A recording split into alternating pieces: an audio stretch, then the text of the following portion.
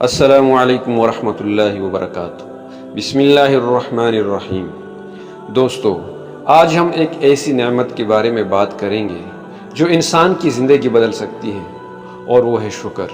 شکر صرف زبان سے الحمدللہ کہنے کا نام نہیں، بلکہ دل سے اللہ کی نعمتوں کو پہچاننا، ان کا اعتراف کرنا اور ان نعمتوں کو اللہ کی رضا کے مطابق استعمال کرنا بھی شکر ہے۔ آج بہت سے لوگ پریشان ہیں، کسی کو رزق کی فکر، کسی کو صحت کی فکر، کسی کو اولاد کی فکر اور کسی کو مستقبل کی فکر، لیکن اکثر ہم ان نعمتوں کو بھول جاتے ہیں جو اللہ تعالیٰ نے پہلے ہی ہمیں عطا فرما چکا ہے۔ جو ہم نہیں ہے اس پر نظر رکھتے ہیں اور جو ہے اس کی قدر نہیں کرتے۔ قرآن کریم میں اللہ تعالیٰ فرماتا ہے لَإِن شَكَرْتُمْ لَأَزِيدَنَّكُمْ، یعنی اگر تم شکر ادا کرو گے تو میں تمہیں اور زیادہ عطا کروں گا۔ یہ اللہ کا وعدہ ہے۔ جب بندہ شکر کرتا ہے تو اللہ اس کی نعمتوں میں برکت عطا فرماتا ہے۔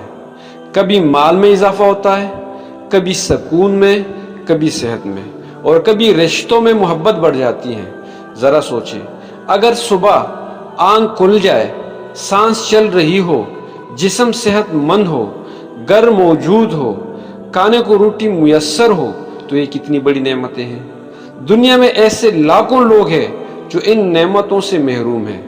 نبی کریم صلی اللہ علیہ وسلم نے ارشاد فرمایا کہ جو شخص صبح اس حال میں اٹھے کہ وہ اپنے گھر میں امن کے ساتھ ہو، اس کا جسم تندرست ہو اور اس کے پاس ایک دن کا کھانا موجود ہو، تو گویا اسے پوری دنیا دے دی گئی۔